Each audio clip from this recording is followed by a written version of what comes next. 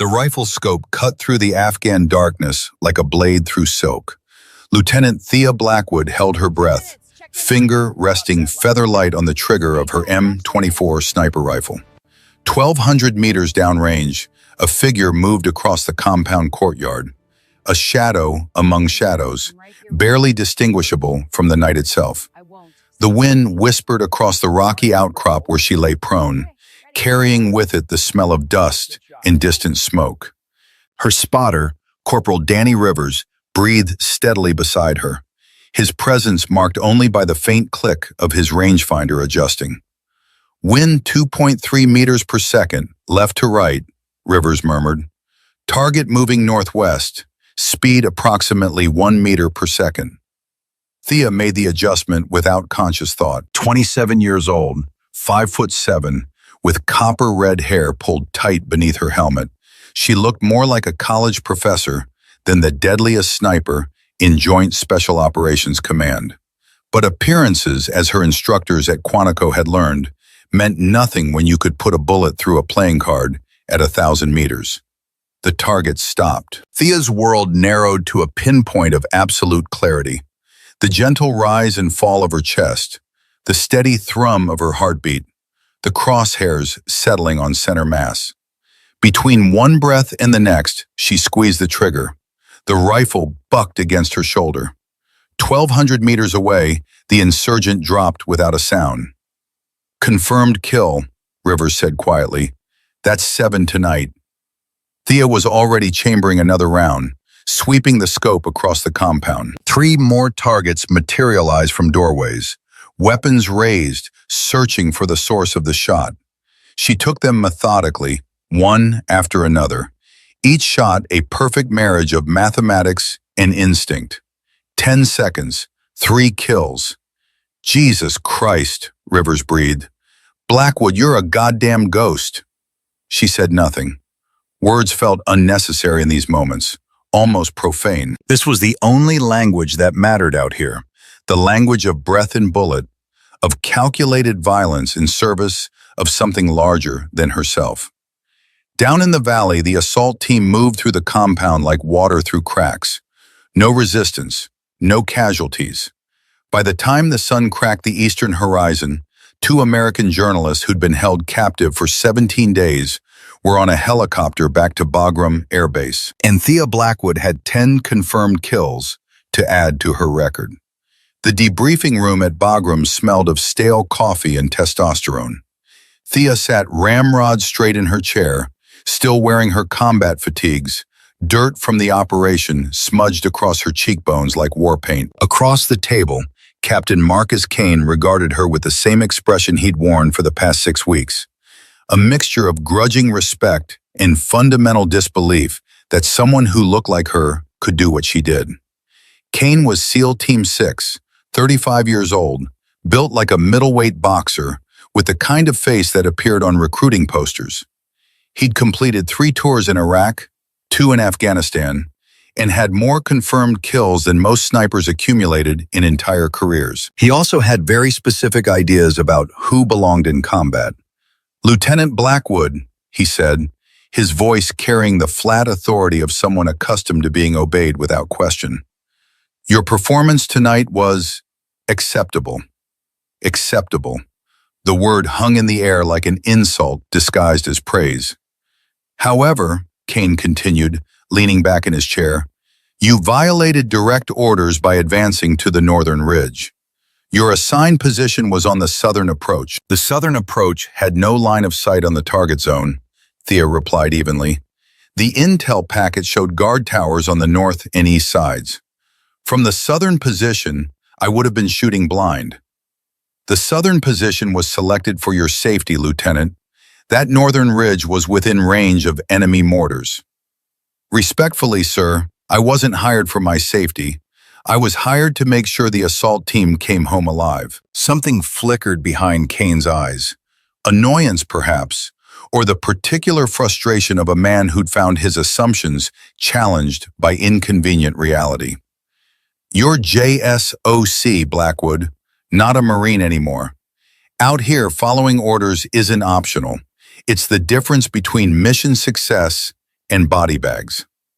10 kills, 0 friendly casualties, Thea said quietly. I'd call that mission success, sir. The silence that followed was broken by Major Elena Cortez, the task force intelligence officer, who'd been watching the exchange with barely concealed amusement. She's got you there, Marcus, Cortez said, sliding a manila folder across the table. The journalists are already talking to CNN. State Department's calling it a flawless operation. You're going to have a hard time court-martialing someone who just made us all look like heroes. Kane's jaw tightened, but he nodded once, curtly. Dismiss, Lieutenant. Get some rest. We've got another op in 72 hours. Thea stood, saluted, and walked out of the room with her spine straight and her face expressionless. But her hands, tucked into her pockets, were shaking. Her quarters were a converted shipping container, 10 feet by 8 feet, furnished with a cot, a footlocker, and a single bare bulb that flickered whenever the generators cycled. Luxury accommodations by Afghan standards. She'd slept in worse. Thea stripped off her combat gear methodically, each movement automatic from years of repetition. Body armor onto the hook, rifle into the weapons locker, boots lined up precisely beside the cot. The ritual was soothing in its predictability, a small assertion of order in a world defined by chaos. She was down to her t-shirt and cargo pants when someone knocked on her door. It's open. Rivers stuck his head in, grinning. Thought you might want to know. Word spreading about tonight. Half the base is calling you Red Death. Thea grimaced. That's the dumbest call sign I've ever heard. Better than Princess, which is what Kane's guys were calling you last week. Rivers stepped inside, lowering his voice. Seriously though, Thea, that was incredible work tonight. I've been spotting for snipers for 5 years, and I've never seen anyone shoot like that. I had a good teacher. Yeah? Who? The question hung in the air. Thea turned away, reaching for her canteen, buying herself a moment to decide how much truth to tell. My father, she said finally. He taught me everything I know. Army? Delta Force. He died when I was 11. The lie came easily after 18 years of practice. Easier than the truth, which was that Thea didn't actually know whether Colonel Garrett Blackwood was dead or alive. Easier than explaining that for nearly 2 decades, she'd believed the official story. Training accident, helicopter crash in the Hindu Kush, remains never recovered. Until 3 days ago, when everything she thought she knew about her father had been torn apart by a single photograph. Rivers must have sensed something in her silence because he changed the subject. Listen, some of the guys are heading to the rec tent for poker. You in? Rain check. I need to write some emails. Fair enough. Get some sleep, Blackwood. You earned it. He left, and Thea was alone again with the flickering bulb in the photograph that had arrived in yesterday's mail call. A photograph that should not exist, that could not exist, but that she'd stared at for 6 hours straight, trying to convince herself it was fake. She pulled the photo from her footlocker now, handling it like an explosive device that might detonate at any moment. The image was grainy, clearly taken from a distance with a telephoto lens. It showed a man in civilian clothes, jeans, a weather jacket, a baseball cap pulled low, walking through what appeared to be a Middle Eastern market. The quality wasn't great, but Thea had memorized her father's face from 1,000 bedtime stories and breakfast table conversations.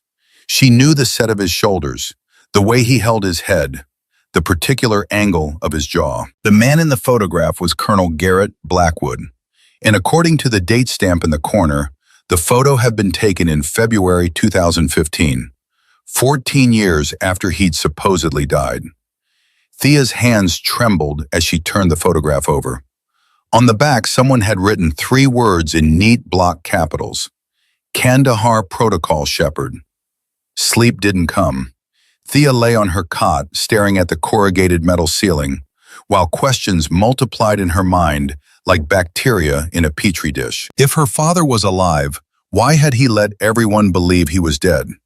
Where had he been for 18 years? What the hell was the Kandahar Protocol? And who was Shepherd? At 0400 hours, she gave up on sleep and powered up her laptop. Bagram had spotty internet at the best of times, but the intelligence officers maintained a secure network with access to various classified databases.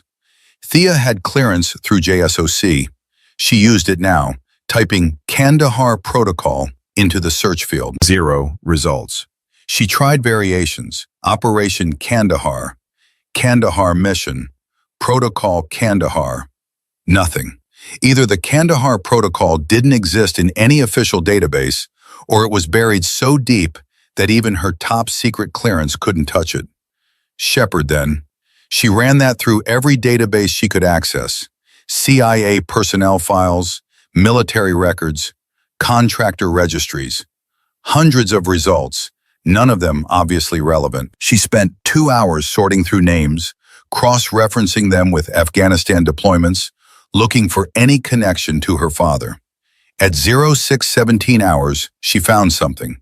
Frank Coleman, Staff Sergeant, United States Army Special Forces, deployed to Afghanistan 2001 through 2003. After leaving the military, Coleman had transitioned to the CIA, working as a field operative in Central Asia until his retirement in 2011. Last known address, Whitefish, Montana. What made Thea's pulse quicken wasn't the resume.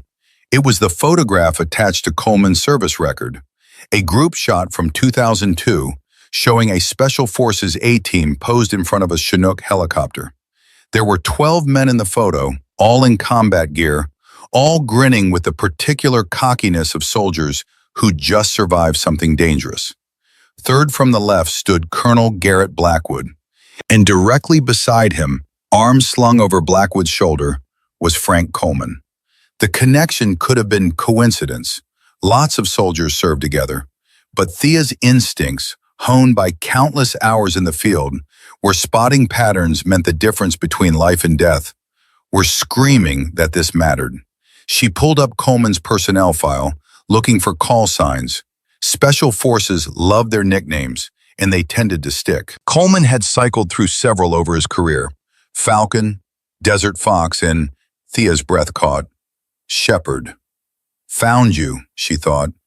Getting leave approved from an active JSOC deployment required either a family emergency or an act of Congress. Thea manufactured the former, claiming her mother had been hospitalized with a stroke. It wasn't entirely a lie. Her mother had suffered a minor stroke 2 years ago, though she'd recovered fully, but the deception still left a sour taste in Thea's mouth. Kane signed off on her emergency leave with obvious relief. 2 weeks, he said. After that, you're either back in theater or you're reassigned. Your call. Understood, sir. And Blackwood? Kane's expression softened fractionally. I hope your mother's okay. Thank you, sir. 36 hours later, Thea was on a C-17 cargo plane headed for Ramstein Air Base in Germany, then a civilian flight to Seattle, and finally a rental car driving north through Montana's spectacular emptiness toward a town called Whitefish. The landscape scrolled past her windows like a fever dream. Endless forests of lodgepole pine, mountains that clawed at the sky, rivers so clear you could count the stones on their beds. It was beautiful in a way that made her chest ache. She'd grown up in Virginia, all red brick and gentle hills. This was different, wilder, lonelier. Frank Coleman lived 40 minutes outside Whitefish proper, down a dirt road that snaked through national forest land. Thea drove slowly, hyper-aware that she was entering unknown territory without backup, without a plan, armed with nothing but questions and a photograph that might be an elaborate hoax. The house appeared suddenly through the trees, a log cabin, well-maintained, with a covered porch and a stone chimney releasing a thin thread of smoke into the afternoon air. A Ford F-150 sat in the driveway, dusty but serviceable. Everything about the place screamed solitude and self-sufficiency. Thea parked her rental car and sat for a moment, gathering herself. Then she stepped out into the mountain air, which smelled of pine resin and approaching rain. She was halfway to the porch when the front door opened and a man emerged holding a shotgun. "That's far enough," he called out. His voice was rough, weathered by age and cigarettes. "This is private property. Turn around and head back the way you came." Thea stopped, keeping her hands visible. The man was in his mid-60s, lean and hard as whipcord, with silver hair cut military short and eyes that assessed her with the automatic competence of someone who'd spent a lifetime evaluating threats. "Mr. Coleman?" she said. "Frank Coleman?" "Depends on who's asking. My name is Thea Blackwood, Lieutenant, United States Marine Corps, currently attached to JSOC. I need to talk to you about my father." Coleman's expression didn't change, but something flickered in his eyes. Recognition, perhaps, or alarm. "Don't know anyone by that name. Now get off my property before I call the sheriff." "Colonel Garrett Blackwood," Thea continued, her voice steady despite the shotgun pointed at her chest. "Delta Force, supposedly killed in action in 2001. But we both know that's not true, don't we, Shepard?" The shotgun wavered fractionally. Coleman's jaw worked, grinding through some internal calculation. Finally, he lowered the weapon. "How did you find me?" "I'm very good at finding things," Thea said. "It's what they pay me for." Coleman studied her for a long moment, and Thea could feel him measuring her against some internal standard, comparing her to memories she couldn't see. Then he sighed, a sound like air escaping from a punctured tire. "You look just like him," Coleman said quietly. "Same eyes, same stubborn jaw." "Christ, he told me you joined the Marines. Told me you were good, but I didn't believe." He trailed off, shaking his head. "You'd better come inside." The cabin's interior was exactly what Thea expected. Functional furniture, minimal decoration, walls lined with bookshelves holding volumes on military history and wilderness survival. A gun safe stood in one corner. Above the fireplace hung a faded photograph of a Special Forces team, the same image Thea had found in Coleman's personnel file. Coleman poured them both coffee from a battered percolator, then settled into an armchair that had clearly been his preferred seat for years. Thea remained standing, too wired to sit. "Start talking," she said. "What do you already know?" Thea pulled the photograph from her jacket and placed it on the coffee table between them. "I know this exists. I know it's dated 2015, and I know that for 18 years everyone told me my father died in a helicopter crash in Afghanistan." Coleman picked up the photograph, his expression unreadable. "Where did you get this?" "It arrived in the mail 3 days ago. No return address, just the photo and 3 words on the back. Kandahar Protocol, Shepard." "Son of a bitch," Coleman muttered. "He said the insurance policy was too risky. I told him—" He stopped himself, setting the photo down carefully. "How much time do you have, Lieutenant?" "As much as it takes." Coleman nodded slowly, then leaned back in his chair. When he spoke again, his voice carried the weight of secrets held too long. "Your father didn't die in 2001, he said. He faked his death. Had to. It was the only way to stay alive long enough to do what needed doing." The words hit Thea like a physical blow, even though part of her had known they were coming. Hearing them spoken aloud made them real in a way they hadn't been before. "Why?" Her voice came out barely above a whisper. "Because in August 2001, 2 months before the helicopter crash that supposedly killed him, your father stumbled onto something he shouldn't have seen, something that powerful people wanted buried. The Kandahar Protocol." "Yeah," Coleman's face hardened. "You want the official version or the truth?" "The truth. The truth is that some wars are fought for freedom and justice, and all the pretty things they tell you about in basic training. And some wars are fought because there's money to be made. Lots of money. The kind of money that makes men do unspeakable things." He stood, walked to the window, stared out at the darkening forest. "In 2001, before 9/11, before Afghanistan became a household name, the CIA was running operations in Central Asia, monitoring the Taliban, tracking Al-Qaeda, all legitimate intelligence work. But some people saw an opportunity. They knew war was coming. Everyone in the intelligence community knew. even if nobody wanted to admit it publicly, and they started making arrangements. What kind of arrangements? Thea asked, though cold dread was already spreading through her chest. The kind where you make sure a war lasts as long as possible, where you arm both sides, just enough to keep the fighting going, but never enough for anyone to win decisively. Where you control the mineral resources, the opium trade, the reconstruction contracts. The Kandahar Protocol wasn't just a plan, it was a blueprint for turning Afghanistan into a profit center that would run for decades. Thea felt sick. Who was behind it? That's what your father spent 18 years trying to find out. He uncovered pieces of it, names, bank accounts, weapons shipments that didn't appear in any official records. But every time he got close to the top of the pyramid, people started dying. Good people, operatives he trusted, even civilians who'd provided information. So he faked his death. We faked his death, Coleman corrected. I helped him set it up, arrange for a helicopter to go down in the Hindu Kush with just enough wreckage to be convincing, but not enough for DNA identification. Your father walked away from everything, his rank, his pension, his family, because it was the only way to protect you and your mother while he built a case. Built a case against who? Coleman turned from the window, and in the fading light, Thea could see the exhaustion etched into every line of his face.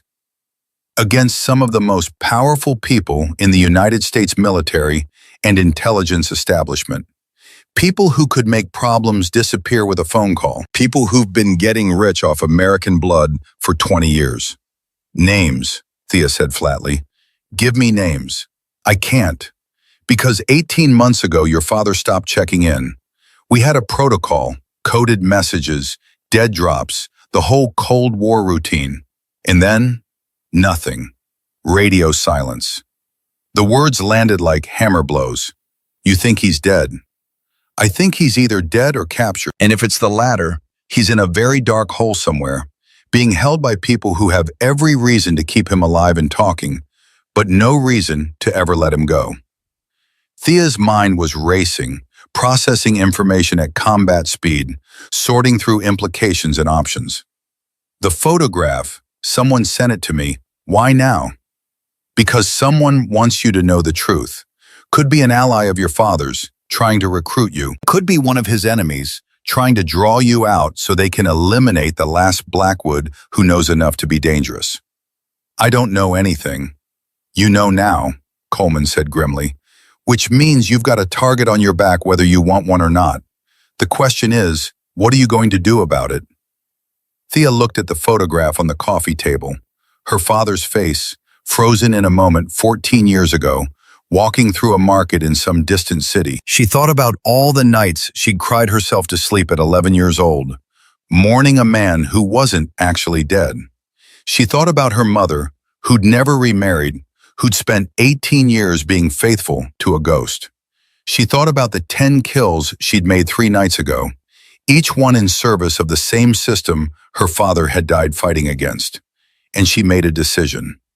I'm going to find him, she said. I'm going to bring him home, and then we're going to burn the Kandahar Protocol to the ground. Coleman smiled, a sad, knowing expression that held no humor. You really are Garrett's daughter. Tell me everything you know, Thea said. Every name, every location, every piece of the puzzle. I've got 2 weeks of leave and nothing to lose. 2 weeks isn't enough time. Then I'll make it enough. They talked until dawn. Coleman spread out maps, showed her photographs, walked her through 18 years of investigation conducted in the shadows. By the time the sun rose over the Montana mountains, Thea had filled 2 notebooks with names and dates and connections, a spider's web of conspiracy that reached into the highest levels of American power. And she had a plan. Thea returned to Afghanistan 5 days before her leave officially ended. She arrived at Bagram at 0300 hours, exhausted from 36 hours of travel, but vibrating with purpose. The base was quiet, most personnel sleeping through the hottest part of the night. She went directly to her quarters, dropped her duffel bag, and powered up her laptop. Coleman had given her access codes to several classified databases.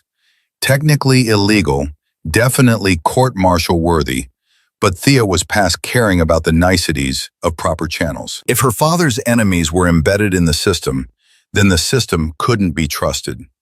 She spent the next 6 hours digging through files, cross-referencing Coleman's information with deployment records and mission reports. Slowly, painfully, a picture began to emerge. Weapons shipments that arrived in Afghanistan but never made it to their intended recipients. Intelligence reports that had been altered or suppressed. Soldiers killed in firefights where the enemy had impossibly good information about American positions. And at the center of it all, like a black hole warping everything around it, was a name that appeared again and again in the documentation. General William Hawthorne. Hawthorne, Commander, International Security Assistance Force, Afghanistan. 4-star general with a chest full of medals and a reputation as a soldier's soldier. He'd been in country since 2017, overseeing operations across the entire Afghan theater. He'd also been a colonel in 2001, serving as a military liaison to the CIA when the Kandahar Protocol was conceived. Thea stared at Hawthorne's service photograph on her screen, a distinguished-looking man in his early 60s, with steel gray hair and the kind of face that inspired confidence. He looked like everyone's image of what a general should be: dignified, competent, trustworthy. And if Coleman's information was accurate, he was one of the architects of a conspiracy that had resulted in thousands of American deaths and untold billions in illicit profits. She was still staring at the photograph when someone knocked on her door. "Come in." Captain Kane stepped inside, and Thea's hand automatically moved to close her laptop. But Kane's attention was elsewhere, focused on a manila folder in his hands. "Blackwood," he said. "How's your mother?" "Recovering, sir. Thank you for asking." "Good. Glad to hear it." Kane's expression shifted, became more formal. "I need to talk to you about something. It's sensitive." Thea's pulse accelerated, but she kept her face neutral. "Of course, sir." Kane sat down on her footlocker, which was the only seating option besides a cot. He looked uncomfortable, like a man about to confess something difficult. "I owe you an apology," he said finally. "I've been less than supportive since you joined this task force. Made assumptions about your capabilities based on factors that shouldn't matter. Gender, primarily. That was wrong of me." Thea blinked, genuinely surprised. "Sir?" "You're the best sniper I've ever worked with," Kane continued. "Better than anyone I served with in the SEALs. And that's saying something. You've saved lives, completed impossible shots, and you've done it all while dealing with my bullshit skepticism. So I'm apologizing. And I'm asking if you'd be willing to talk about something that happened a long time ago. Something I've never told anyone else." He opened the manila folder, pulled out a photograph, and handed it to Thea. The image showed 2 men in desert camouflage, standing beside a Humvee in what appeared to be Syria or Iraq. One of the men was a much younger Marcus Kane. The other was Colonel Garrett Blackwood. Thea's hands shook as she held the photograph. She looked up at Kane, speechless. "I met your father in 2016, Kane said quietly. "I was on a black op in northern Syria, part of a joint task force hunting an ISIS cell. We got ambushed. Bad intel, or maybe deliberately bad intel. I never figured out which. Lost 3 men in the first 30 seconds. We were pinned down, taking fire from 3 directions, and I was certain we were all going to die in that God-forsaken desert." He paused, lost in memory. Then this guy appears out of nowhere. No unit identification, no backup, just a single operator with more weapons than seemed physically possible to carry. He dropped into our position, laid down covering fire, and got us out. Killed maybe a dozen hostiles, took 2 bullets himself, and never broke a sweat. Afterward, I asked him who he was. He said his name was Ghost, that he was a contractor doing freelance work for the agency. We drank whiskey in a safe house in Raqqa, and he told me stories. Never used real names, never gave specifics, but I got the impression he'd been operating in the shadows for a very long time. fighting a war that nobody else knew about. Kane met Thea's eyes. Before we parted ways, he made me promise something. He said if I ever met a Marine named Blackwood, specifically a female Marine with red hair and a gift for shooting, I should keep an eye on. Make sure she didn't get herself killed doing something heroic and stupid. He said, Kane's voice caught. He said she was the only thing in the world that still mattered to him. Tears burned in Thea's eyes. She blinked them back furiously, refusing to let them fall. I didn't make the connection until you showed up here, Kane continued. Same last name, but Blackwood's not that uncommon. Then I saw you shoot, and I knew. You move like him, think like him. You've got the same gift. Why are you telling me this now? Thea asked, her voice rough. Because 3 days ago, I received a message through a back channel I haven't used in years. The message contained coordinates to a location in eastern Afghanistan, near the Pakistani border, and it contained your father's name, his real name, not the alias he used with me. Thea sat forward. What were the coordinates? That's the thing. They point to a location that officially doesn't exist, a black site that's not on any map, not in any database, the kind of place where people disappear. Kane pulled out another paper from his folder, handed it to Thea. Someone thinks your father is being held there, and someone wants us to know about it. Who sent the message? No idea, but here's where it gets interesting. I showed the coordinates to our intelligence officer, Major Cortez, without telling her what they were for. She ran them through her contacts at the CIA, and the next day, I received orders directly from General Hawthorne's office, telling me to forget about the coordinates, that the inquiry was closed, and that any further investigation would result in a court-martial. The room seemed to tilt. Hawthorne knows. Knows what? Thea made a decision. Trust had to start somewhere, and Kane had just handed her information that could end his career. She owed him the truth, or at least part of it. My father didn't die in 2001, she said. He's been operating undercover for 18 years, investigating a conspiracy inside the military and intelligence establishment. A conspiracy that General Hawthorne is part of. Kane's face went very still. That's a serious accusation, Lieutenant. I have evidence, documents, witnesses, connections that I can prove. And now I have coordinates to where my father might be held. Thea stood, began pacing in the tiny space. I need to get to that location. I need to confirm whether he's there, and if he is, I need to get him out. That's suicide. A black site will have security that makes Fort Knox look like a shopping mall. You'd need an entire team, air support, extraction vehicles, resources we don't have and can't requisition without alerting the very people we're trying to avoid. Then I'll go alone. Blackwood. My father has been fighting this war for 18 years without backup, without recognition, without anyone even knowing he's alive. I will not leave him in a hole because the mission is too dangerous. Kane was silent for a long moment. Then he said, if you're going to do this, you're going to do it right, which means you need a team. I can't ask anyone else to risk. You're not asking, I'm volunteering. Kane's expression hardened with determination. Your father saved my life. That creates a debt. And besides, if half of what you're suggesting is true, then we've been fighting on the wrong side of a corrupt war for 2 decades.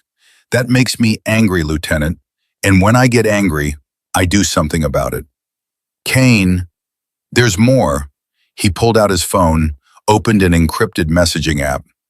After Hawthorne shut down my inquiry, I reached out to some people I trust, off-the-books operators, guys who've been in the game long enough to know where the bodies are buried. One of them came back with something interesting. He showed Thea the message on his screen. It was brief, just 3 sentences, but they made her blood run cold. Kandahar Protocol is real. Assets moving to secure black site location. If you're planning something, do it in the next 48 hours or not at all. Thea looked at Kane. Who sent this? An old friend, someone who knows things. Kane's jaw set. We've got a narrow window, Blackwood. After that, your father either gets moved somewhere even more secure, or they decide he's too much of a liability and eliminate him permanently. 48 hours, 2 days to plan an illegal extraction from a black site guarded by forces that answered to a 4-star general. 2 days to assemble a team, gather resources, and cross hundreds of miles of hostile territory. It should have been impossible. But Thea Blackwood had spent her entire life doing impossible things. "We're going to need help," she said, "more than just the two of us." "I might know some people," Kane replied. "Give me 6 hours." 6 hours, then we move. 6 hours later, Thea stood in an abandoned warehouse on the edge of Bagram Air Base, watching as 6 men filtered through the darkness like ghosts materializing from smoke. Kane had promised her a team. What he'd delivered was something else entirely, a collection of operators who existed in the spaces between official military doctrine and outright rebellion. The first man through the door was Staff Sergeant Miguel Santos, a combat medic who'd served 3 tours with the 75th Ranger Regiment before transferring to JSOC. 42 years old, compact and muscular, with the kind of hands that could suture a wound or snap a neck with equal efficiency. He nodded once at Thea, his dark eyes assessing her with professional detachment. Behind him came Master Sergeant David Kowalski and Sergeant First Class Patrick O'Brien, both former Delta Force operators who'd worked with Kane in Iraq. Kowalski was tall and rangy, with a sniper's patience and a demolitions expert's love of controlled chaos. O'Brien was shorter, broader, built like a fire hydrant, specializing in close-quarters combat and breaching operations. They moved with the easy confidence of men who'd survived situations that killed lesser soldiers. The fourth man was Captain James Richardson, a helicopter pilot who'd flown Night Stalker missions for the 160th Special Operations Aviation Regiment. He was young, maybe 30, with the kind of face that belonged in a college fraternity rather than a combat zone. But his eyes held the flat calm of someone who'd flown through hell and brought everyone home alive. The fifth man surprised Thea. Warrant Officer Devin Cross was a signals intelligence specialist, 40 years old, with the wiry build of a marathon runner and the perpetually alert expression of someone who'd spent too many years listening to enemy communications. He carried a tactical bag filled with electronic equipment that looked more at home in a hacker's basement than a combat zone. The last man to enter made Thea catch her breath. He was in his 60s, gray-haired and weathered, moving with the careful economy of someone whose body had absorbed decades of punishment. He wore civilian clothes, jeans, a flannel shirt, hiking boots, but everything about his bearing screamed military. Frank Coleman met her stare with a slight smile. "Told you I'd help however I could, Lieutenant. Didn't figure that would involve flying halfway across the world on 12 hours' notice, but here we are." "Mr. Coleman," Thea said carefully, aware of the others watching this exchange. "This is a combat operation. I can't ask a civilian." "You're not asking, I'm volunteering. And before you give me the speech about age and capability, remember that I was running operations in this country while you were in diapers." Coleman's expression hardened. "Garrett Blackwood is the best friend I ever had. If there's a chance he's alive, I'm going to be there when we bring him home. Non-negotiable." Kane stepped forward before Thea could respond. "Everyone, this is Lieutenant Thea Blackwood. For the next 48 hours, she's in operational command. What she says goes. No questions, no second guessing. Anyone have a problem with that?" The men exchanged glances. Santos spoke first, his voice carrying a faint Texas drawl. "Sir, with respect, most of us have been doing this longer than the lieutenant's been alive. Why exactly are we taking orders from—" "Because she's Garrett Blackwood's daughter," Kane interrupted. "And because she shoots better than anyone in this room, including me. That answer your question?" Santos's eyebrows rose. He looked at Thea with new interest. "Blackwood's kid? Damn. Heard stories about your old man.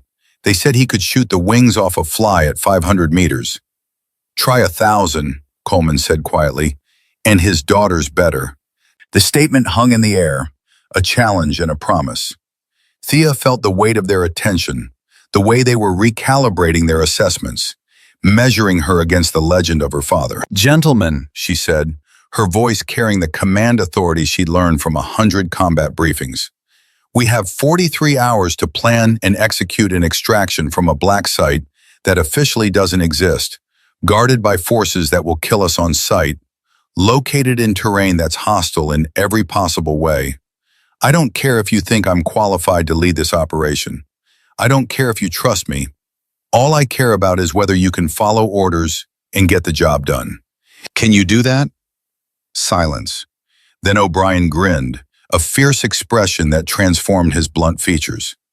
"Hell yeah, ma'am. Let's go get your dad." The others nodded in agreement. Whatever test Thea had just passed, she'd passed it. "All right," she said, moving to the large map spread across a makeshift table in the center of the warehouse. "Let's talk about how we're going to do the impossible." The next hours blurred together in a frenzy of planning. Thea laid out everything she knew: the coordinates Kane had received, Coleman's intelligence about the Kandahar Protocol, the evidence that General Hawthorne was involved. The team absorbed the information with the grim pragmatism of professionals who'd seen enough corruption to believe anything was possible. The black site was located in Paktika province, near the Pakistani border, in mountainous terrain that made conventional assault nearly impossible. Satellite imagery, obtained through channels Thea didn't ask about, showed a compound built into the side of a mountain. 3 buildings arranged in a defensive triangle, surrounded by razor wire and guard towers. Thermal scans indicated approximately 20 personnel on site, rotating in 12-hour shifts. "Standard CIA black site configuration," Coleman observed, studying the images. "I've seen a dozen facilities with this exact layout. The center building is administration and interrogation. East building is barracks for guards. West building is detention. That's where they'll be holding prisoners." "Access points?" Kane asked. "Limited. Main gate here, on the north side. Service entrance on the south, but it'll be locked down tight. The real vulnerability is overhead. They're not expecting air assault this deep in the mountains." Richardson leaned over the map, tracing potential flight paths. "I can get us in low and fast using a Black Hawk, but extraction's going to be a problem. Once we light this place up, every hostile force within 100 clicks is going to converge on our position. We'll have maybe 20 minutes from first contact to wheels up, and that's being optimistic." "Then we need to move fast," Thea said. "Hit them hard, locate my father, and get out before reinforcements arrive." "Assuming he's actually there," Santos pointed out, "we're taking a lot of risk based on intelligence that came from an unknown source." "I know," Thea met his gaze steadily, "but it's the only lead we have. And if there's even a chance Colonel Blackwood is in that facility, we have to take it." Kowalski cleared his throat. "There's another issue we need to address. General Hawthorne. If he's really behind the Kandahar Protocol, he's got resources we can't match. Long-range communications, satellite surveillance, the ability to scramble fighter jets. The moment we hit that compound, he's going to know. And he's going to do everything in his power to make sure we don't make it back. Which is why we're not telling anyone what we're doing," Kane said.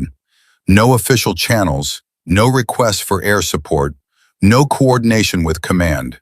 As far as anyone knows, we're running a routine patrol that got lost in the mountains. A routine patrol doesn't involve a Black Hawk and enough weapons to start a small war," O'Brien said dryly. "Then we'll have to be creative about how we requisition equipment." Kane's expression suggested he already had plans in motion, plans that would end careers if discovered. Devin Cross spoke for the first time, his voice quiet but precise. "There's one more variable we need to account for: communications. A facility like this will have multiple redundant systems: satellite uplink, encrypted radio, probably a hardline connection to regional command. If we go in loud, they'll call for backup within seconds. We need those systems neutralized before the first shot is fired." "Can you do that?" Thea asked. Cross smiled, a slight expression that didn't reach his eyes. Give me 30 minutes with their communications infrastructure, and I can make sure nobody knows we were ever there until it's too late. But I'll need physical access to their equipment, which means someone needs to get inside before the assault begins, Coleman said thoughtfully. He turned to Kane. Do we have any assets on the ground? Anyone who could provide internal support? Kane shook his head. Not that I... He stopped mid-sentence, his expression changing. Wait, Cortez mentioned something when I talked to her about the coordinates. She said she'd been monitoring the facility through unconventional channels. Maybe she has a contact. Then we need to talk to her, Thea said. Now. They worked through the night, refining the operation down to its essential components. Richardson would pilot them in just after sunset the following day, using darkness and terrain masking to avoid radar detection. The team would fast rope into the compound, neutralize guards with suppressed weapons to maintain tactical surprise as long as possible, then breach the detention building and locate Colonel Blackwood. Total time on ground, 15 minutes maximum. It was an ambitious timeline, possibly suicidal, but it was also their only option. At 0400 hours, with the plan taking shape but critical questions still unanswered, Thea stepped outside the warehouse for air. The Afghan night was cool, desert stars blazing overhead with crystalline clarity. She stood in the darkness, trying to steady her breathing, trying not to think about all the ways this could go catastrophically wrong. Can't sleep either? She turned to find Coleman approaching, moving with the careful gait of someone whose joints had been damaged by too many parachute jumps and too many hard landings. Too much to think about, Thea admitted. Your father used to say the same thing before an operation. He'd pace for hours, running through scenarios, looking for the flaw in the plan that would get people killed. Coleman pulled out a cigarette, lit it with practiced ease. Mind if I smoke? It's your funeral. We all die of something. He took a long drag, exhaled smoke into the darkness. You know what Garrett's real talent was? It wasn't shooting, though God knows he was good at that. It was seeing patterns, connecting dots that nobody else noticed. He could look at a situation and instantly understand all the moving pieces, all the hidden agendas. Sounds like it didn't help him much in the end. On the contrary, it kept him alive for 18 years while operating alone in the most dangerous parts of the world. That takes more than skill, Lieutenant. It takes genius. Coleman studied her through the smoke. You've got the same gift. I saw it in how you planned tonight's operation. You see 3 moves ahead, anticipate reactions, account for chaos. That's not training, that's genetics. Thea said nothing, uncomfortable with the comparison. She'd spent years trying to understand her father, to connect with a man who existed only in photographs and other people's memories. Now she was being told she was like him, and she wasn't sure how to feel about that.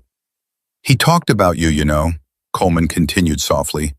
Not often, because it hurt too much, but sometimes, late at night when the mission was done, and we were drinking terrible whiskey in some safe house, he'd tell me stories. About teaching you to shoot when you were 8 years old. About how you'd correct his form, little slip of a thing telling a Delta Force colonel he was holding the rifle wrong. He was so proud of you. He left me. The words came out harsher than Thea intended. Whatever his reasons, whatever noble cause he was fighting for, he made a choice to disappear, to let me grow up thinking he was dead. He made a choice to keep you safe, Coleman said firmly. The people behind the Kandahar Protocol don't have limits, Lieutenant. They kill families.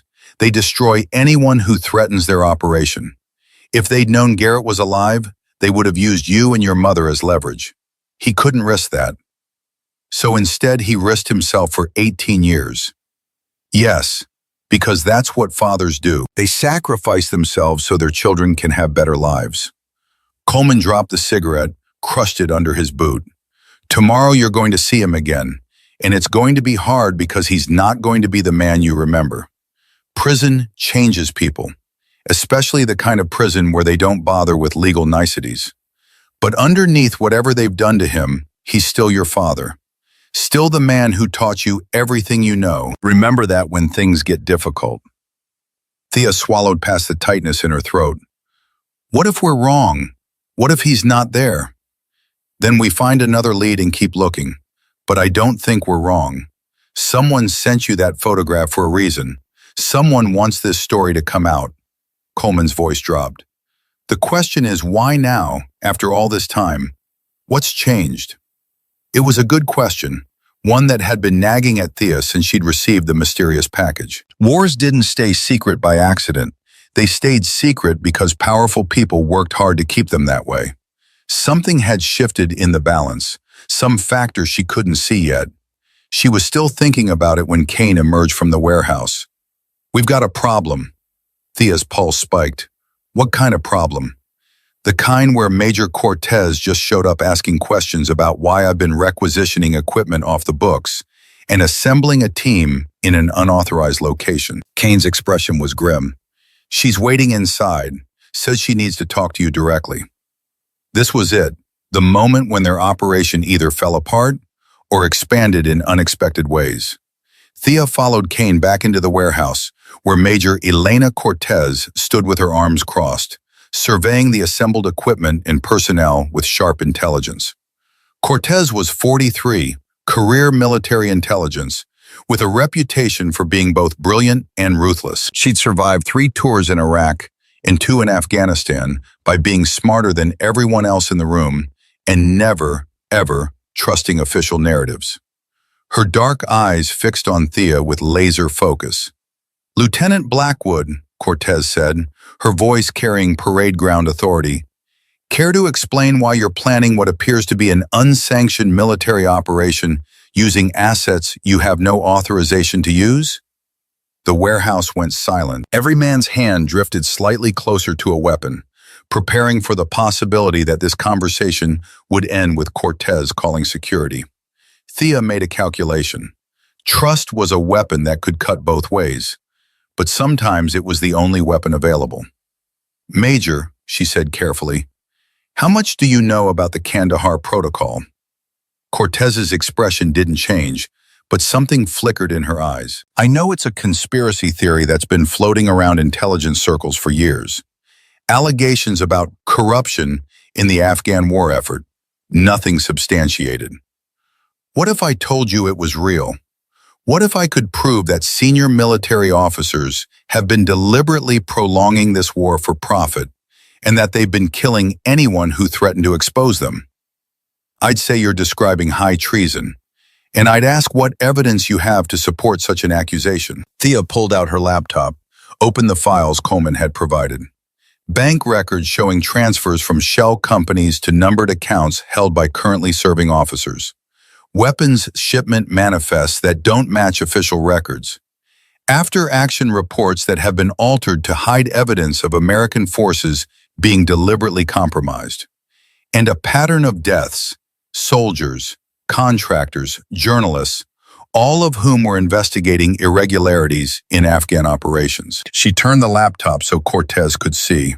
The major leaned forward, her eyes scanning the documents with the speed of someone trained to absorb information rapidly. Minutes passed. The only sound was the hum of the laptop fan and the distant roar of jets taking off from the main runway. Finally, Cortez straightened. Her face had gone pale. Jesus Christ, this goes all the way to General Hawthorne, Thea finished. Among others, we believe he's one of the architects of the Kandahar Protocol, and we believe he's currently holding my father prisoner at a black site in Paktika province. Your father, Colonel Garrett Blackwood, supposedly KIA in 2001. He faked his death to investigate the conspiracy. He's been operating undercover for 18 years. 3 days ago, I received intelligence suggesting he's been captured and is being held at coordinates that Hawthorne's office tried very hard to make me forget about. Cortez processed this, her analytical mind clearly working through implications and consequences. You're planning a rescue operation, off the books with no official sanction, targeting a facility that's probably under Hawthorne's direct control. Yes, ma'am. That's insane. Even if you succeed, Hawthorne will have you all arrested the moment you return to base. Court-martialed at minimum, probably worse. Only if he can prove we did anything illegal, Kane interjected. And that becomes difficult if the evidence of the Kandahar Protocol goes public at the same time we extract Colonel Blackwood. Cortez looked at him sharply. You're talking about releasing classified information. That's not just career-ending, Captain. That's prison time. Only if they can prove where it came from, Coleman said, speaking for the first time. And only if they want to draw attention to what the documents contain. Sometimes the best defense is mutually assured destruction. Who the hell are you? Frank Coleman. I've been helping Lieutenant Blackwood investigate her father's disappearance. And before you ask, yes, I'm the one who provided most of the evidence you just looked at. Evidence I obtained through methods that would definitely get me arrested if anyone cared to look too closely. Cortez turned back to Thea. Lieutenant, I'm going to ask you a direct question, and I need an honest answer. Is this about rescuing your father, or is this about revenge? Thea met her gaze without flinching. It's about both, and it's about making sure thousands of American soldiers didn't die so that corrupt officers could get rich. My father spent 18 years trying to expose this conspiracy. The least I can do is finish what he started. By starting a firefight at a black site and potentially triggering an international incident. By rescuing an innocent man and revealing the truth about this war. The warehouse was absolutely silent. Cortez stood motionless, weighing options, calculating risks.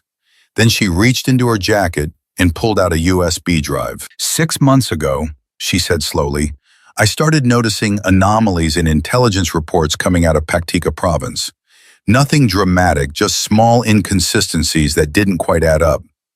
I dug deeper, quietly, through channels I trusted, and I found evidence that someone was running unsanctioned operations in that region. Operations that weren't appearing in any official database. She held up the USB drive. This contains everything I've gathered. Satellite imagery of the black site you're planning to hit. Guard rotations. Communications intercepts. And most importantly, confirmation that the facility is holding at least one American prisoner who matches your father's description. Thea felt her heart hammer against her ribs. You knew. I suspected, but I had no proof, no authority to investigate further, and every time I asked questions, I got shut down by people much higher up the chain of command than me. So I waited. And now you've given me exactly what I needed. A reason to act, and a team crazy enough to do it. You're helping us? Kane asked, suspicion clear in his voice. I'm giving you intelligence that will improve your chances of survival. What you do with it is your decision. Officially, I don't know anything about this operation. Unofficially, Cortez's expression hardened. I've been watching good soldiers die in this war for 20 years. If even a fraction of what you've shown me is true, then we owe it to every fallen American to burn this conspiracy to the ground. She handed the USB drive to Thea. The guard rotation changes at 2100 hours. That's when you'll have the best chance of getting in undetected. After that, you've got approximately 17 minutes before the shift change is discovered and reinforcements are called. Use that window wisely. Why 17 minutes? Santos asked. Because that's how long it takes for the communications officer to complete his hourly check-in with regional command. If he misses that check-in, alarm bells start ringing immediately. Richardson whistled softly. 17 minutes to infiltrate, locate a prisoner, and extract. That's tight. It's impossible, O'Brien said flatly. We'd need at least 30 minutes just to clear the facility and reach the detention block. Then you'll have to move faster, Cortez said, or you'll need a distraction that prevents them from calling for help until you're already gone. Thea's mind raced through scenarios. A distraction. Something that would occupy the guards' attention, prevent them from sounding the alarm immediately, buy them precious extra minutes. Communications, she said suddenly. If we take out their communications capability first, they can't call for help even if they realize they're under attack. Easier said than done, Kowalski pointed out. Most black sites have redundant systems. Satellite uplink, radio, hardline.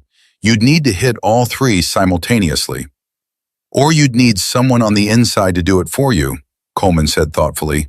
He turned to Cortez. Major, do you have any contacts at that facility? Anyone who might be sympathetic to what we're trying to do? Cortez hesitated. There's a contractor who does maintenance on the communications equipment, former Army Signals Intelligence. I worked with him in Iraq. He's not a fan of how things are being run out there. Can you reach him? Possibly, but asking him to sabotage a secure facility is asking him to commit treason. We're all committing treason, Kane said grimly. Might as well have company. Cortez pulled out her phone, typed a message, sent it. Seconds ticked past, then her phone buzzed with a response. She read it, her expression unreadable.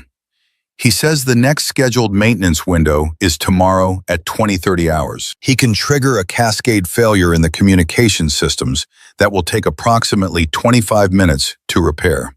But only if someone can guarantee he won't be left behind when this all goes to hell. We'll get him out, Thea promised. Anyone who helps us gets extracted. Non-negotiable. Cortez nodded slowly. Then I'll confirm with him. But Lieutenant, understand what you're starting here. This isn't just a rescue mission anymore. This is an act of rebellion against the chain of command. Once you cross that line, there's no coming back. I crossed that line the moment I learned the truth about my father, Thea said. Everything after that is just following through.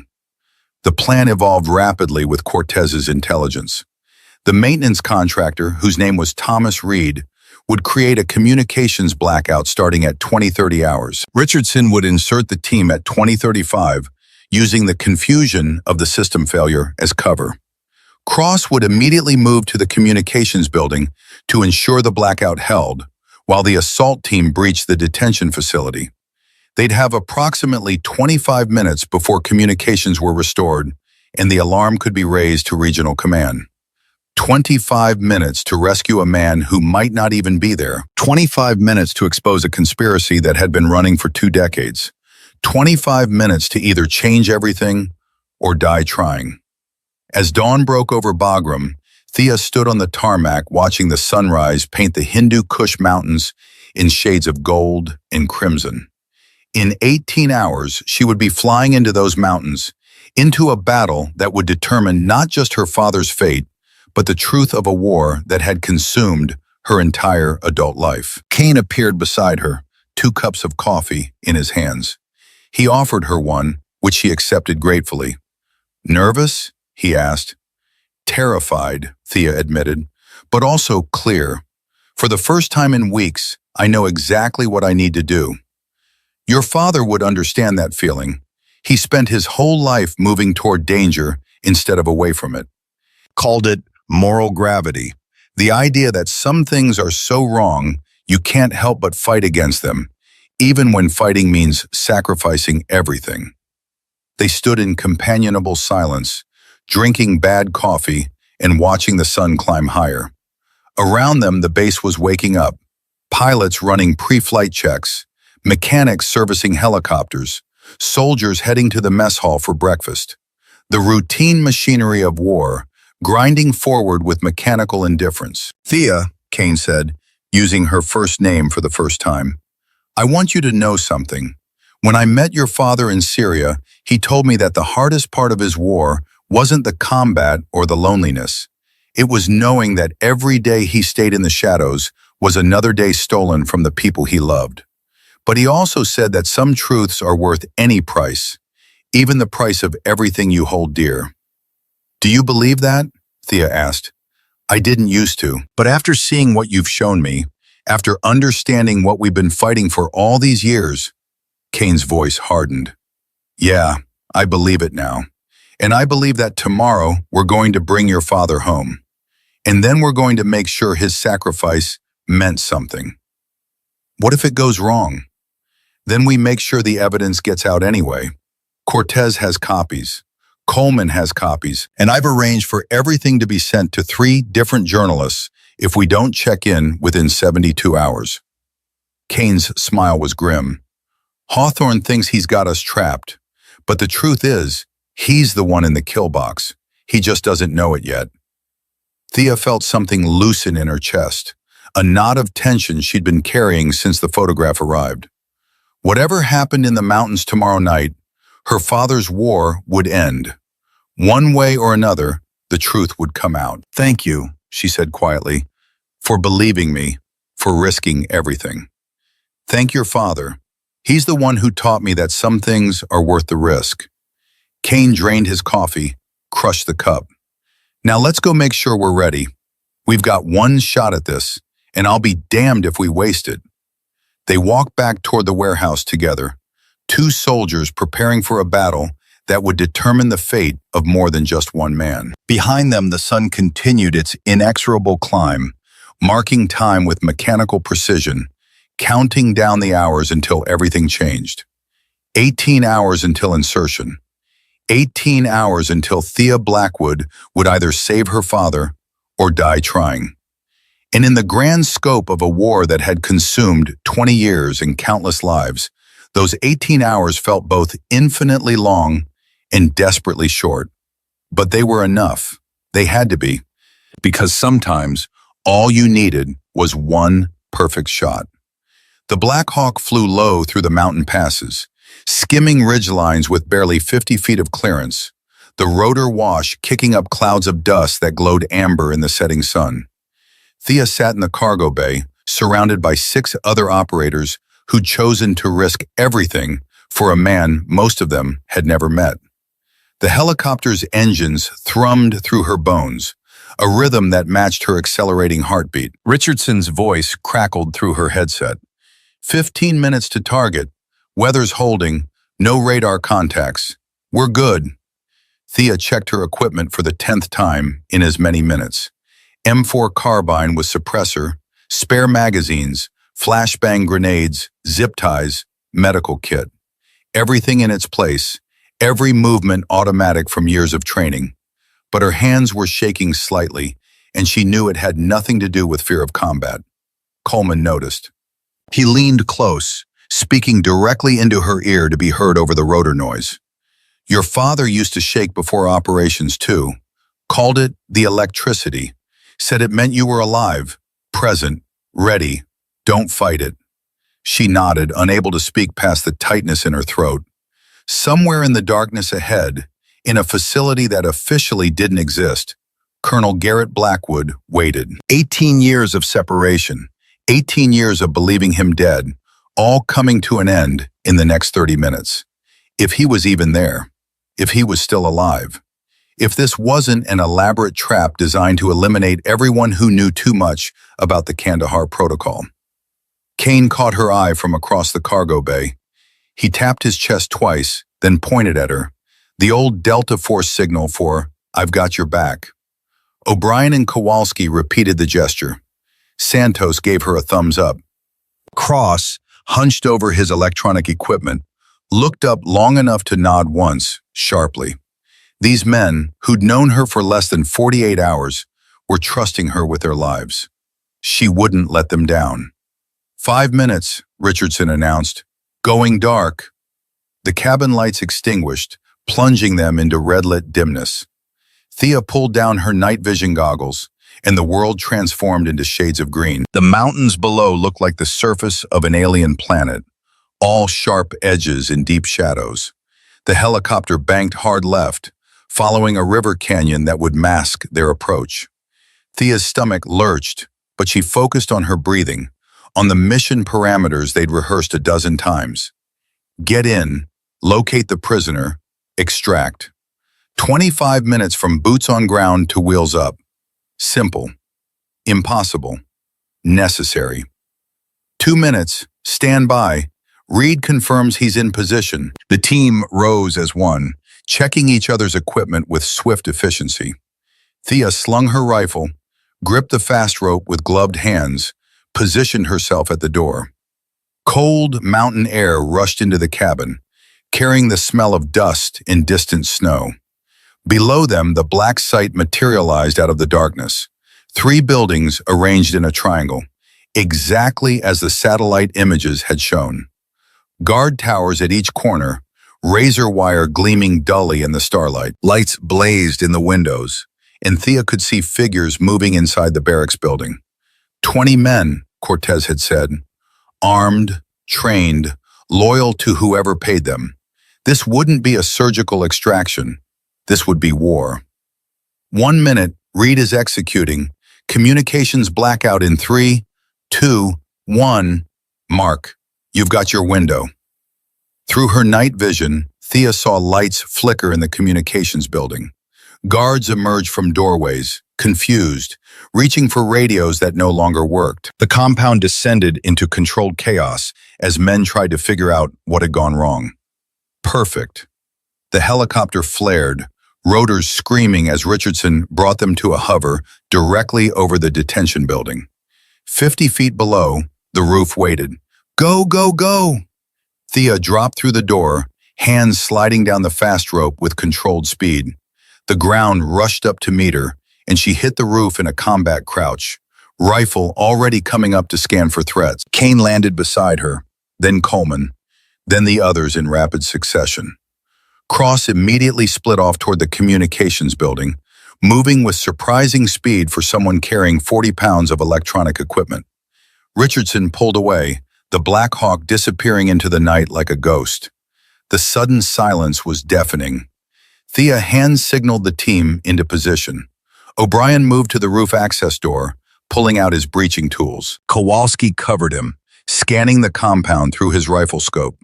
Santos prepared his medical kit, ready for casualties that were inevitable. The door opened with a metallic screech that seemed impossibly loud. Thea winced, but no alarm sounded. No guards came running. Reed's communications blackout was holding. They descended into darkness, night vision turning the stairwell into a tunnel of green shadows. The detention building smelled of concrete and disinfectant, and something else, something that made Thea's skin crawl. The smell of human suffering, old and pervasive. The stairs ended at a corridor lined with heavy steel doors. Each door had a small observation window and a number stenciled in white paint. 8 doors, 8 cells. Behind one of them possibly was her father. Kane positioned himself at the corridor entrance, covering their 6. O'Brien and Kowalski began checking cells methodically, peering through observation windows, moving with swift silence. Cell 1, empty, O'Brien whispered. Cell 2, empty. Cell 3, single occupant, male, appears unconscious. Thea's pulse spiked. She moved to cell 3, looked through the window.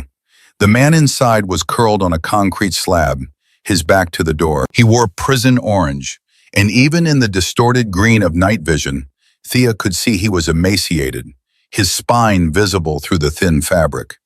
But his hair was wrong, dark where her father's had been gray, and when he shifted slightly, she saw he was too young, maybe 40. Not him. Cell 4, empty. Cell 5, empty.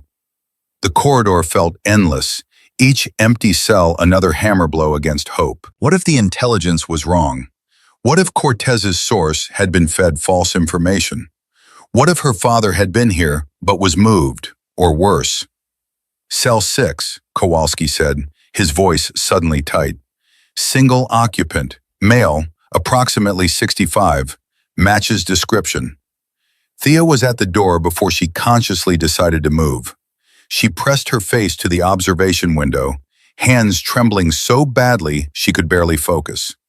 The cell was bare except for a metal cot and a bucket. Sitting on the cot, staring at the wall with the 1,000-yard stare of a man whose mind had traveled to distant places to escape present horror, was Colonel Garrett Blackwood.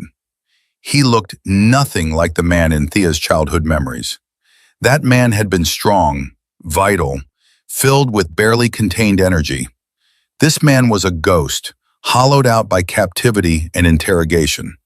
His hair was white, his face gaunt, his body bent. But Thea recognized his hands, The same hands that had taught her to hold a rifle, to sight a target, to breathe between heartbeats. And on his left forearm, barely visible beneath the grime, was the tattoo she remembered from childhood. A small compass rose with the words, "True North," beneath it. "Dad," she whispered, the word barely audible even to herself. O'Brien was already working on the door lock with practiced efficiency. The mechanism clicked, and the door swung open with a sound like a gunshot in the silence. Garrett Blackwood didn't move, didn't acknowledge the intrusion.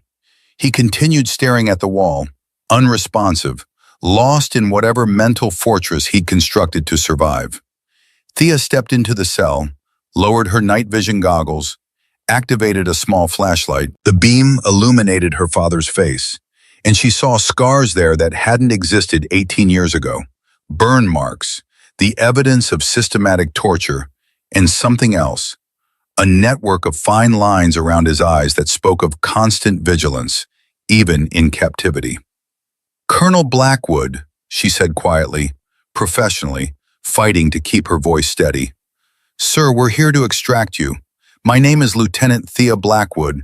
I'm—" His head turned with mechanical slowness. He looked at her with eyes that had seen too much, eyes that no longer quite believed in the possibility of rescue. For a long moment, he simply stared, processing her presence, trying to determine if this was real or another hallucination designed to break him. Then his gaze focused on her face, really seeing her for the first time. His eyes widened fractionally, and something broke behind them.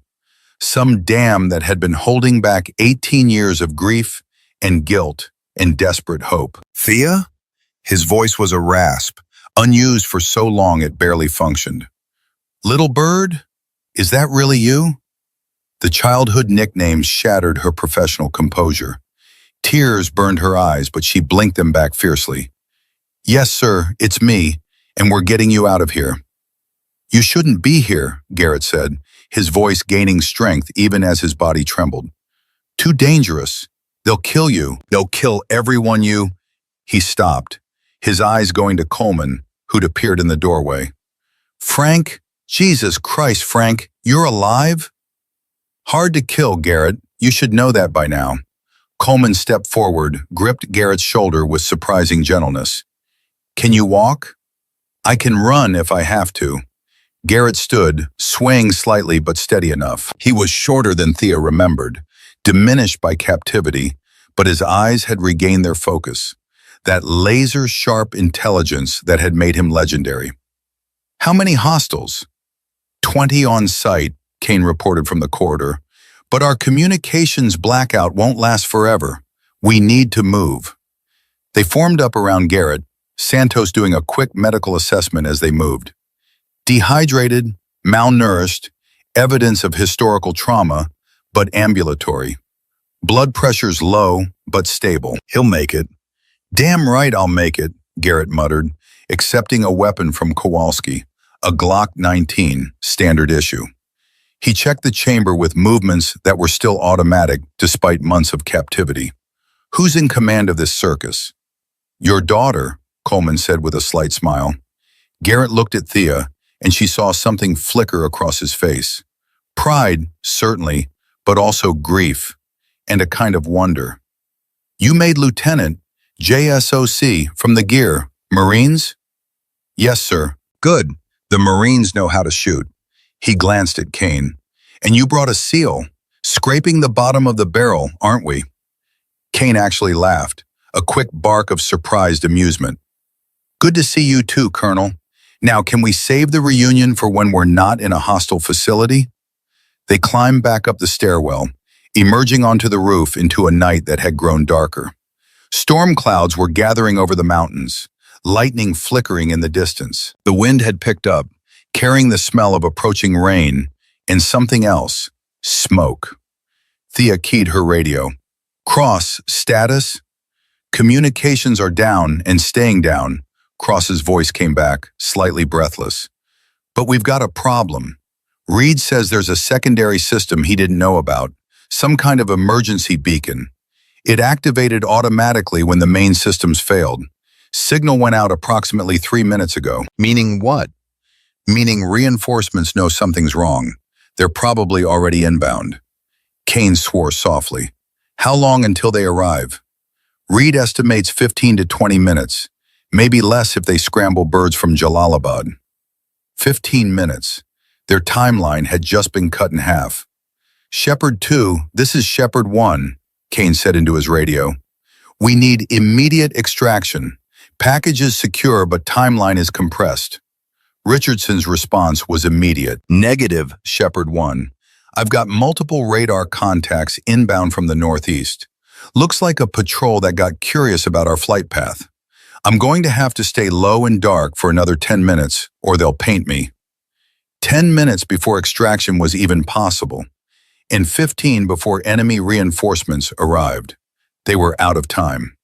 Kowalski, Thea said, making the decision instantly. Can you slow down those reinforcements? The demolitions expert smiled grimly. I've got enough C4 left to make their approach very uncomfortable. Give me 2 minutes to set charges on the access road. You've got one. O'Brien, Santos, get Colonel Blackwood to the extraction point north side of the compound. Coleman, you're with them. Kane and I will provide cover. Negative, Garrett said firmly. I can still shoot. Give me a position and I'll hold it. Dad, you've been in captivity for 18 months, he interrupted. Not 18 years. They caught me in Pakistan a year and a half ago. Before that, I was operational. I'm rusty, but I'm not helpless. And I'll be damned if I'm going to hide while my daughter fights my war. Thea looked at him, saw the steel in his eyes, the absolute refusal to be protected like some fragile thing that might break. She understood then that this was about more than just combat capability. This was about dignity, about reclaiming the identity that had been stripped from him cell by cell, day by day. Fine, she said, but you stay with Kane. He's your spotter. You don't move without his clearance. Deal. They split up, Kowalski racing toward the south perimeter with his demolitions kit, the others moving to establish defensive positions. Thea and Kane took up positions on the roof of the detention building, rifles trained on the compound entrance. Garrett positioned himself between them, the Glock held with steady hands that belied 18 months of captivity.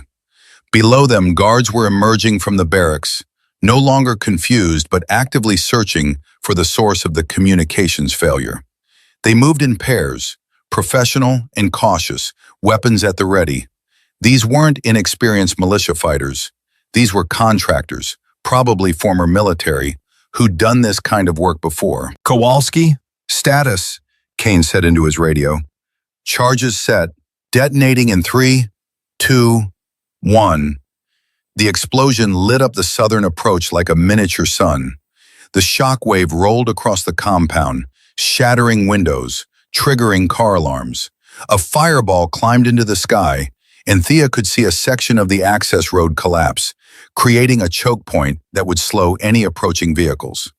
Every guard in the compound was now looking south toward the explosion, which meant nobody was looking up. That would change in approximately 5 seconds.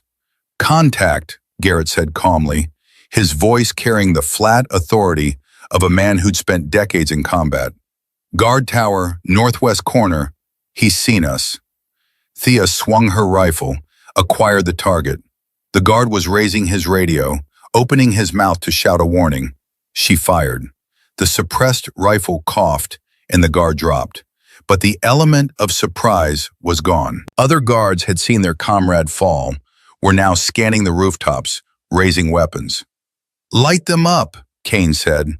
Thea settled into her rhythm, the same rhythm she'd practiced 10,000 times. Breathe. Acquire. Fire. Chamber. Move to next target. Beside her, Kane was doing the same, each shot precise and lethal. And between them, Garrett Blackwood worked his pistol with shocking efficiency, engaging targets at ranges that should have been impossible for a handgun. In 30 seconds, they'd eliminated 8 hostiles, but the survivors had found cover, were returning fire, and the distinctive crack of AK-47s filled the night air.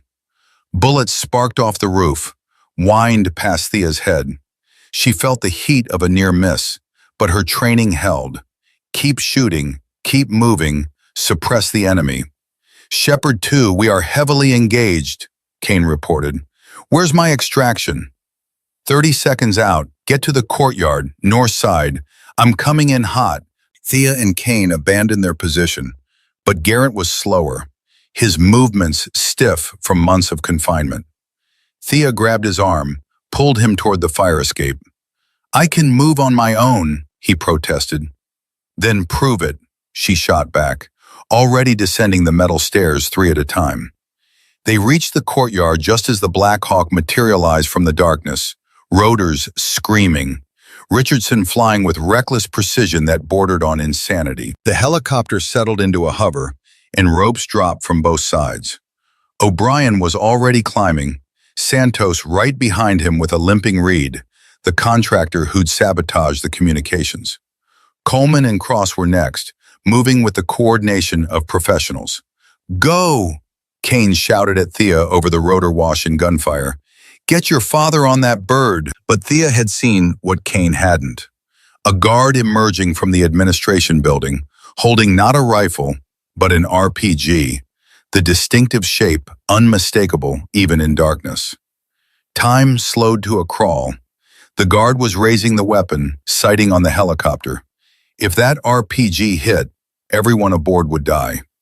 Richardson, Santos, O'Brien, Coleman, Cross, Reed. All of them gone in an instant. Thea made a choice. She let go of her father, brought her rifle up, and fired in one fluid motion. The guard dropped, but the RPG was already launching, streaking toward the Black Hawk with a trail of fire. "Break left!" Thea screamed into her radio. Richardson reacted instantly, throwing the helicopter into a violent banking turn. The RPG shot past the tail rotor, missing by inches, and detonated against the mountain behind them. The shockwave buffeted the Black Hawk, but Richardson held it steady, kept flying. But while Thea had been focused on the RPG, she hadn't been watching her six, didn't see the guard who'd flanked their position, who now stood 10 feet away with an AK-47 pointed directly at her. The world narrowed to the barrel of that rifle, to the finger tightening on the trigger, to the absolute certainty that this was how it ended. Then Garrett Blackwood stepped between Thea and the gun. The AK fired. Garrett jerked backward, hit the ground. Thea screamed, a sound of pure rage and grief, and put 3 rounds through the guard's chest before he could fire again. She dropped beside her father, hands already moving to find the wound. Blood, so much blood, soaking through his prison uniform. Entry wound high on the left chest, dangerously close to his heart. "Dad, stay with me," she said, her voice breaking. "Santos, medic!" But Santos was already in the helicopter, 30 feet above them. And the Black Hawk couldn't land, not with guards pouring from every building, not with the LZ compromised. "Thea," Garrett said, his voice surprisingly calm, "listen to me. Don't talk. Save your strength. Listen." He grabbed her hand with surprising strength. "In my cell, loose brick, bottom left corner, everything I found, about the protocol, about Hawthorne. Get it. Finish this. I'm not leaving you. You have to." Blood bubbled at his lips. "I've been dead for 18 years. Let me stay dead, but make it mean something. No, you don't get to do this. You don't get to leave me again." Kane appeared beside them, firing controlled bursts to keep the guards at bay.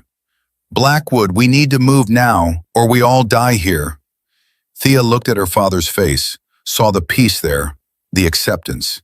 He'd made his choice, just like he'd made his choice 18 years ago, sacrificing everything for a war that nobody else could see. But this time, she could save him. "Kane," she said, her voice like steel, "get everyone else clear. Tell Richardson to come back for us in 60 seconds. "Thea, that's an order, Captain. Go." Kane looked at her, saw something in her expression that made him nod once. sharply. He sprinted for the helicopter, grabbed the rope, climbed with desperate speed. The Black Hawk pulled away, disappearing into the night, and Thea was alone with her father in a hostile compound with 20 armed guards closing in. "What are you doing?" Garrett asked. "Saving you, like you saved me." She pressed her hands against his wound, trying to stop the bleeding. "I didn't come 18,000 miles to watch you die. Not again." "You can't.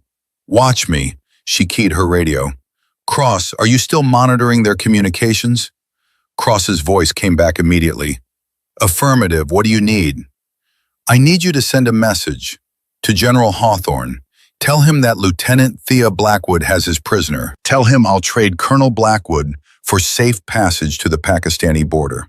He's got 60 seconds to respond before I execute his prisoner and upload everything my father found to every news organization in the world." "Thea, that's insane," Kane said over the radio. "He'll never agree." "He'll agree, because the Kandahar Protocol only works if it stays secret. And if I die here, the evidence goes public automatically. He's got no choice." 30 seconds of silence. Then Cross's voice, barely believing. "He's responding. He agrees to the trade, but he wants proof of life first." Thea held her radio to her father's mouth. "Colonel Blackwood, speak." Garrett coughed, blood speckling his lips, but his voice was clear. "Hawthorne, you son of a bitch. You should have killed me when you had the chance." Another pause. Then, "He's sending a medical team. They'll stabilize Blackwood, then escort you both to the border. But Thea, he's also mobilizing assets to intercept you before you reach Pakistan. This is a trap." "I know," Thea said calmly. "Kane, you reading this?" "Yeah, and I've got an idea. How do you feel about Pakistan's Inter Services Intelligence?" "I feel like they'd be very interested to know that an American general has been running illegal operations in their country without permission."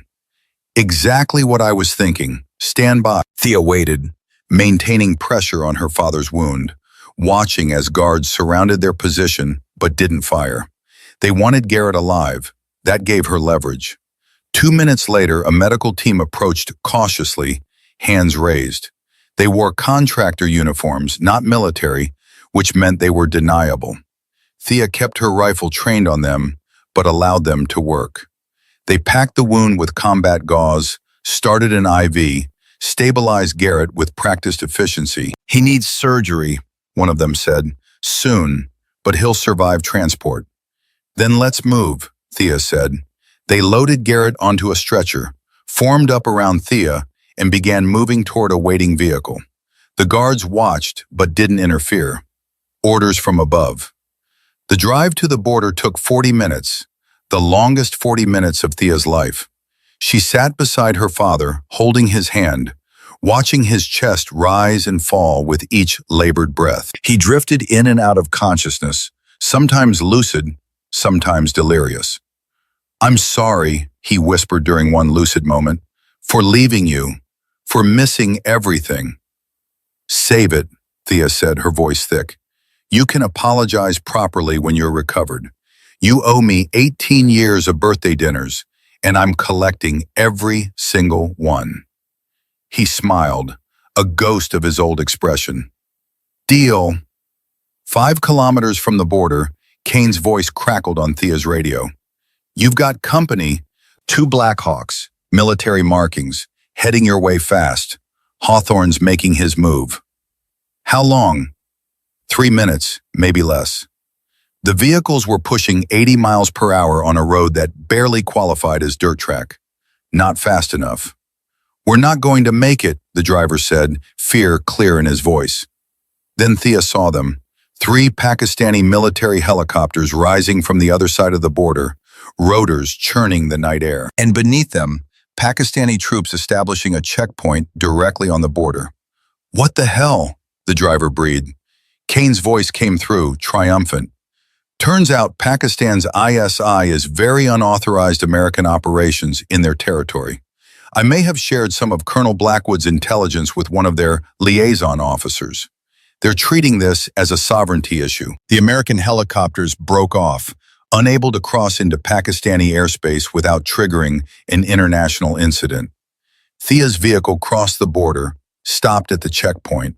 A Pakistani officer approached, his expression professionally neutral. "Lieutenant Blackwood? Major Cortez sends her regards. She has arranged medical transport to Islamabad. Your father will receive treatment at a facility that has been made available to us for situations like this." "Situations like this?" Thea asked.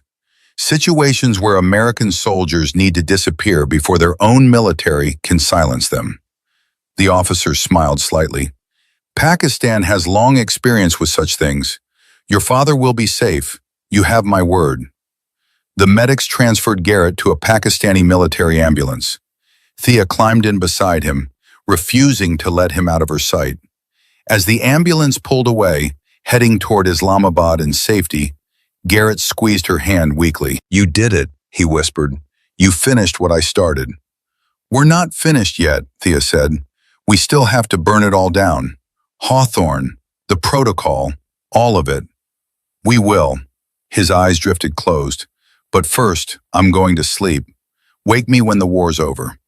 "Dad," but he was already unconscious, his breathing steady, his pulse strong. The medics nodded reassuringly. He would live. Thea leaned back against the ambulance wall, finally allowing herself to feel the exhaustion, the fear, the overwhelming relief. They'd done it. Against every odd, they'd actually done it. Her radio crackled. Coleman's voice came through, rough with emotion. "Thea, did he make it?" "He's alive. He's going to make it." A cheer went up over the radio. Kane, Santos, O'Brien, Kowalski, Richardson, Cross, all celebrating. They'd pulled off the impossible.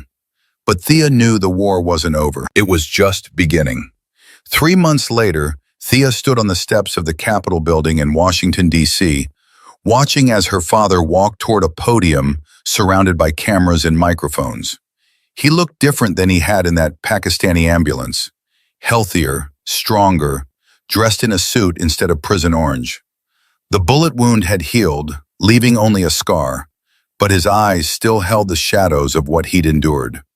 Beside Thea stood Kane, Coleman, and the rest of the team. They'd all been cleared of charges after the evidence of the Kandahar Protocol had gone public. Documents leaked to every major news organization simultaneously, impossible to suppress or deny. The resulting scandal had consumed Washington for weeks. Generals had resigned. CIA officers had been arrested. Senate hearings were ongoing, and General William Hawthorne was awaiting trial for treason, conspiracy, and murder. Pakistan had played its cards perfectly, releasing Colonel Blackwood's testimony through diplomatic channels, positioning themselves as defenders of international law. The United States couldn't dispute the evidence without admitting to illegal operations in Pakistani territory. Hawthorne had been trapped by the very system he'd corrupted. Garrett stepped to the microphone. For a moment, he simply looked out at the assembled crowd. Journalists, politicians, soldiers, and citizens who'd come to hear a dead man speak. "My name is Colonel Garrett Blackwood," he said, his voice carrying across the plaza. "For 18 years I've been dead, and for 18 years I've been fighting a war that most Americans didn't know existed. A war against corruption within our own military and intelligence establishment. A war I couldn't fight publicly because the enemy had too much power, too many resources. So I fought in the shadows, gathering evidence, building a case, hoping that someday the truth would matter more than money or politics." He paused, looked directly at the cameras. "That day is today. Because of my daughter, Lieutenant Thea Blackwood, and the team of extraordinary soldiers who risked everything to expose this conspiracy, the Kandahar Protocol is finished. The men who prolonged a war for profit, who sent thousands of Americans to die so they could get rich, will face justice." The crowd erupted in applause, but Garrett raised a hand for silence. "But I'm not here to be celebrated. I'm here to honor the soldiers who died fighting a war that was never meant to be won. I'm here to demand accountability from the leaders who betrayed their oaths. And I'm here to tell my daughter publicly what I should have told her 18 years ago. He looked directly at Thea, and she felt the weight of his gaze, the love and regret, and desperate hope for forgiveness. Thea, I'm sorry. I'm sorry for leaving. I'm sorry for the childhood I stole from you. I'm sorry for every birthday, every graduation, every moment I missed.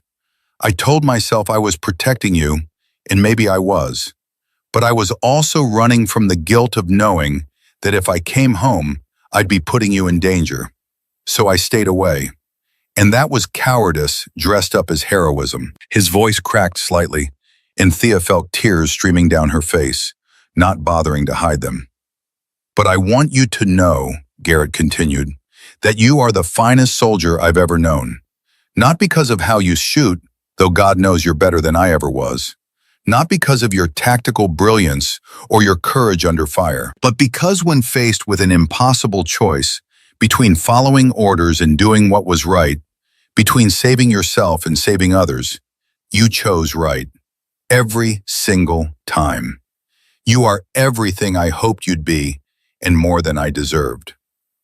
Thea climbed the steps, walked to her father, and embraced him while cameras flashed and the crowd cheered. He held her tight, this man who'd been a ghost for so long, and whispered in her ear words meant only for her. I love you, little bird. I never stopped, not for a single moment. I know, Dad, she whispered back. I know.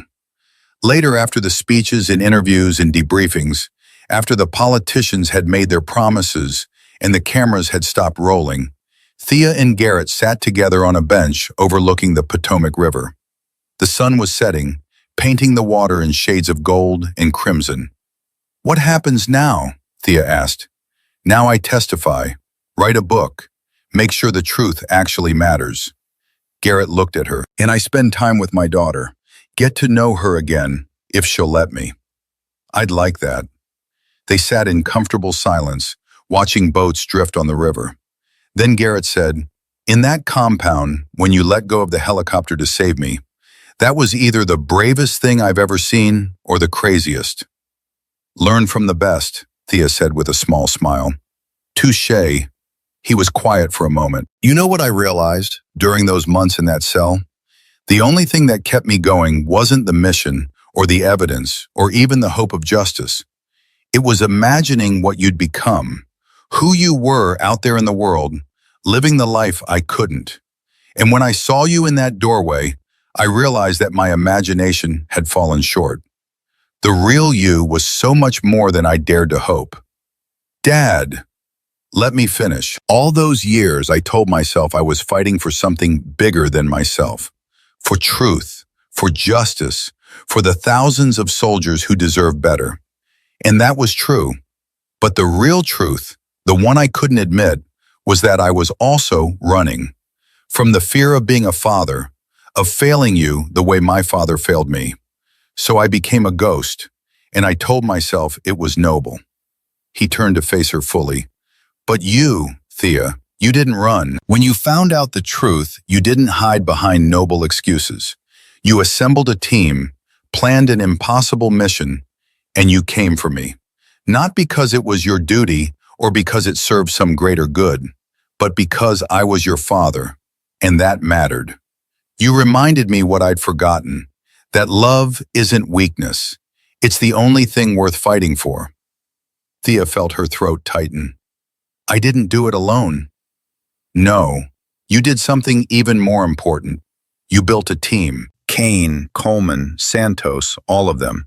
You made them believe in something. That's leadership, Thea. Real leadership. The kind that I spent my whole career chasing and never quite achieved. That's not true. It is. I was a good operator, maybe even a great one, but I was always alone, always isolated. You brought people together, made them stronger than they were individually. That's a gift I never had. They sat together as darkness fell. Father and daughter reunited after 18 years of separation. Around them, the city lights began to glow, monuments illuminated against the night sky. You know what I want? Garrett said finally. What? I want to teach you to shoot. Really shoot. the way my father taught me and his father taught him. I want to pass down everything I know, not as a soldier to a soldier, but as a father to a daughter. Before it's too late, before I forget. You're 65, not 90, Thea said.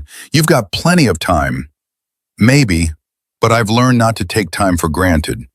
He stood, offered her his hand. Come on, let's go home.